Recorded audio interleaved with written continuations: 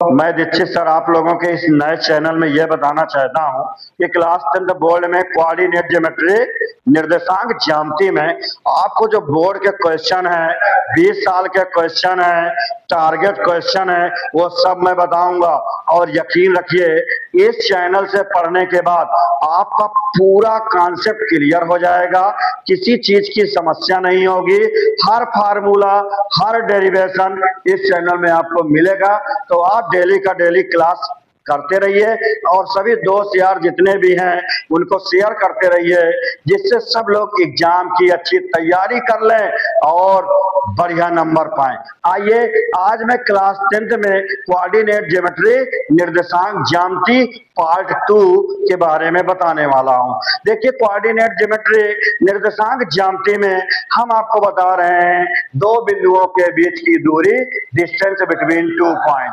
मान लीजिए ए और बी दो बिंदु हैं जिसके coordinate x1 y1 x2 y2 हैं। दो पॉइंट दिए हुए हैं तो देखिए ये ओरिजिन से सभी डिस्टेंस मापी जाती है, तो ये डिस्टेंस x1 होगा, ये डिस्टेंस x2 है, ये डिस्टेंस y2 है, ये डिस्टेंस y1 है। तो ये देखो ये पूरी डिस्टेंस x2 है, ये डिस्टेंस x1 है, तो ये बचा हुआ डिस्टेंस x2 माइनस x1 होगा, ये वाली डिस्टेंस y2 माइनस y1 होगा। तो देखिए पहला फार्मूला आपका आ गया है डिस्टेंस बिटवीन 2 पॉइंट, दो बिंदुओं के बीच की दूरी under root x2 minus x1 का whole square plus y2 minus y1 का होल स्क्वायर। ये देखिए डिस्टेंस बिटवीन 2 पॉइंट अंडरलाइन कर लीजिए, यानी दो बिंदुओं के बीच की दूरी होती है under root x2 minus x1 का whole square plus y2 minus y1 का होल स्क्वायर।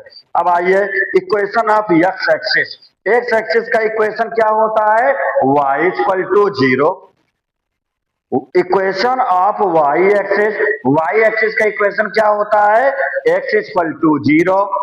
सेक्शन फार्मूला में तीन आपके सेक्शनल फार्मूला है, internal division, external division, mid point. Internal division को आंतरिक विभाजन बिंदु कहते हैं, एक्सटर्नल डिवीजन को बाह्य विभाजन बिंदु कहते हैं, मिड पॉइंट को मध्य बिंदु कहते हैं। तो देखो इंटरनल डिवीजन पॉइंट के कोऑर्डिनेट क्या बना, mx2 plus nx1 upon m plus n कामा my2 plus ny1 upon m plus n, इसको आंतरिक विभाजन बिंदु कहते हैं। अब आप देखिए अब आता है बाह्य विभाजन। देखो एक्सटर्नल डिवीजन के लिए अब आप लोग क्या करेंगे, बिल्कुल आप लोग देखिए एक्सटर्नल डिवीजन पॉइंट में आप ये करेंगे। देखिए अगला ये है एक्सटर्नल डिवीजन पॉइंट, ये आपका होता है एक्सटर्नल डिवीजन पॉइंट, इसको कहते हैं वाय विभाजन बिंदु के निर्देशांक। एक्सटर्नल डिवीजन पॉइंट होता है mx2 minus nx1 upon m minus n, my2 minus ny1 upon m minus n। ठीक है, अब आप देखिए मिड पॉइंट के बारे में बात करिए तो मिड पॉइंट का मतलब मध्य बिंदु होता है।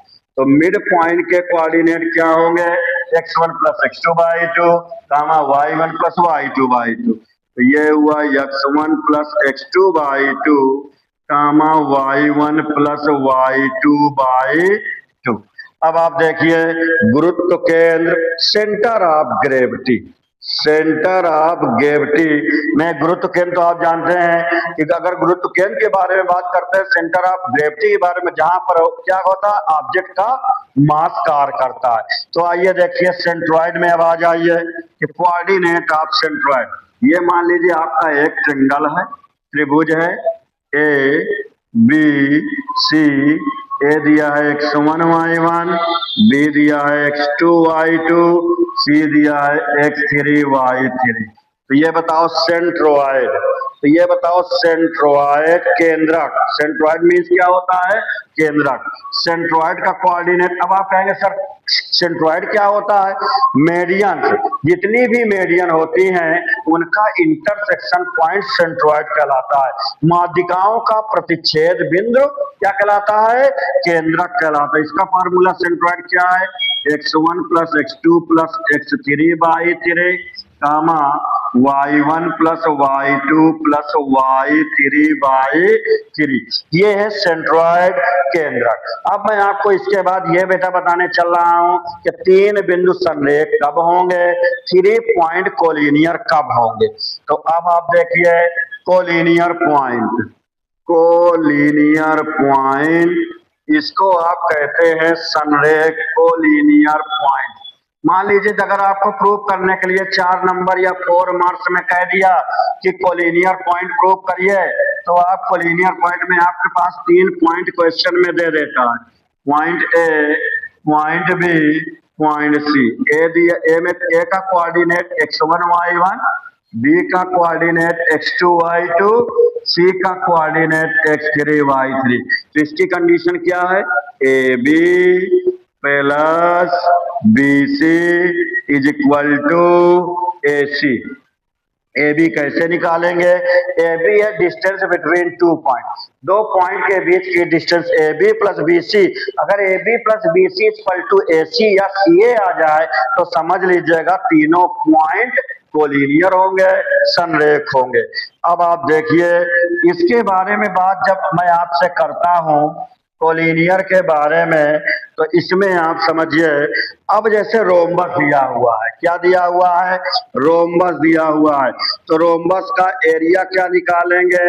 एरिया ऑफ रोम्बस RHOMBU समचतुर्भुज कहते हैं। रोम्बस को क्या कहते हैं? समचतुर्भुज कहते हैं। तो ये होता है 1/2 D1 इंटू D2। देखो ये होता है एरिया ऑफ रोम्बस, समचतुर्भुज का क्षेत्रफल। समचतुर्भुज में क्या होगा? ये ABCD दिए रहेंगे, ABCD दिए रहेंगे तो क्या निकाल लेंगे आप लोग? ये देखो ये पहला विकर्ण D1 है, ये वाला D1 है और ये वाला डायगोनल D2 है। तो डिस्टेंस बिटवीन 2 पॉइंट से D1 निकाल लीजिए, D2 निकाल लीजिए, यानी इसको ऐसे चाहो तो आप लिख सकते हैं 1/2 AC इंटू BD। ये है आपका एरिया ऑफ रोम्बस, यानी 1/2 विकर्णों का गुणनफल, प्रोडक्ट ऑफ डायगोनल। अब मैं अगर आपसे बात करता हूं पैरेललोग्राम के बारे में, समांतर चतुर्भुज के बारे में बात करता हूं, तो ये देखिए तो पैरेललोग्राम में आप लोग हमेशा एक बात याद रखिएगा, पिछले साल भी क्वेश्चन आया था और इस साल भी क्वेश्चन आएंगे। ABCD ये एक पैरेललोग्राम है, इनकी अपोजिट साइड इक्वल होती है या पैरेलल होती है। तो देखो 4 पॉइंट दिए रहेंगे, x1 y1, दूसरा पॉइंट x2 y2, तीसरा पॉइंट x3 y3, चौथा पॉइंट x4 y4। तो क्या करिए इसमें कहेगा प्रूव करिए। पहला क्वेश्चन कैसे बनेगा? सिद्ध कीजिए कि चारों शीर्ष, चारों वर्टेक्स पैरेललोग्राम के हैं।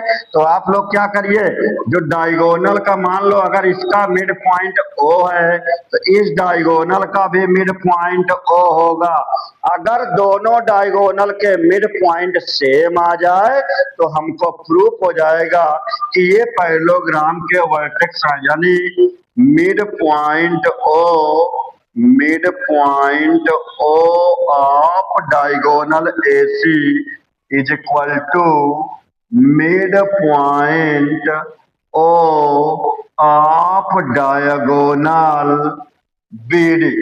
ये देखो दोनों डायगोनल में के मिड पॉइंट अगर सेम आते हैं तो ये समांतर चतुर्भुज या पैरेललोग्राम के वर्टेक्स होते हैं। अब इसमें बात आती है कि ये देखो जो हमने कोलिनियर बनाए हुए हैं, कोलिनियर का क्वेश्चन आया हुआ है और आगे भी आएगा। अब इसमें बातचीत आ जाइए। अब देखिए जब भी कोऑर्डिनेट के बारे में मैं आपसे कहूंगा कि कोऑर्डिनेट में अब आप क्या करिए, जैसे दिया हुआ है ये देखिए ये आपका दिया हुआ है एरिया ऑफ ट्रायंगल। मान लीजिए अगर 3 पॉइंट क्या है लाइन में है तो एरिया तो बनेगा नहीं, एरिया ऑफ ट्रायंगल क्या हो जाएगा, 0 हो जाएगा।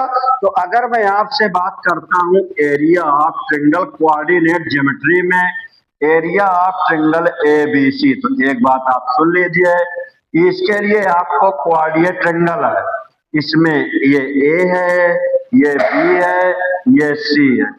ए का कोऑर्डिनेट x1 y1, बी का कोऑर्डिनेट x2 y2, सी का कोऑर्डिनेट x3 y3। तो एरिया ऑफ ट्रायंगल क्या हो जाएगा बोलिए, एरिया ऑफ ट्रायंगल हो जाएगा 1/2 x1 into y2 minus y3 plus x2 into y3 minus y1 plus x3 into y1 minus y2। इस प्रकार एरिया ऑफ ट्रायंगल निकाल लेंगे। त्रिभुज का क्षेत्रफल ऐसे निकालो। अगर किसी कारणवश by any condition area of triangle 0 आ जाए तो त्रिभुज क्या हो जाएगा, बनेगा ही नहीं, तो तीनों पॉइंट कोलिनियर हो जाएंगे। इससे भी कभी कभी क्या होता है, क्वाड्रिलेटरल का क्षेत्रफल पूछ लेता है। ये आपका क्वाड्रिलेटरल है, चतुर्भुज है। ABCD आपको याद रखिएगा, 4 पॉइंट दिया रहेगा, x1 y1, x2 y2, x3 y3, x4 y4। अब मुझको इसका क्षेत्रफल निकालना है तो बीच से डायगोनल खींच दीजिए। ये पहला त्रिभुज, ये पहला ट्रायंगल बन गया, ये सेकंड ट्रायंगल बन गया, ये पहला त्रिभुज बन गया, दूसरा त्रिभुज बन गया। तो आप ये करिए, पहले ट्रायंगल का एरिया निकाल लीजिए, कैसे, इसी फार्मूला से। फिर दूसरे ट्रायंगल का एरिया निकाल लीजिए, कैसे, इसी फार्मूला से। फिर दोनों को ऐड कर दीजिए, क्वाड्रिलेटरल का एरिया निकल जाएगा। तो ये क्या बनेगा, area of quadrilateral, area of quadrilateral, इसका मतलब चतुर्भुज का क्षेत्रफल। ये हुआ एरिया ऑफ ट्रायंगल, क्या नाम दोगे, ABC प्लस, दोनों को जोड़ दीजिए, प्लस एरिया ऑफ ट्रायंगल, क्या नाम दोगे, ACD। इस प्रकार देखो डायगोनल खींचकर एरिया ऑफ ट्रायंगल, दोनों का एरिया ऑफ ट्रायंगल निकाल के जोड़े हैं, तो ये आपका मिलेगा चतुर्भुज का क्षेत्रफल मिल जाएगा। इस प्रकार त्रिभुज का क्षेत्रफल, चतुर्भुज का क्षेत्रफल बहुत ही आसानी से निकाल लोगे। क्लियर है? Thank you.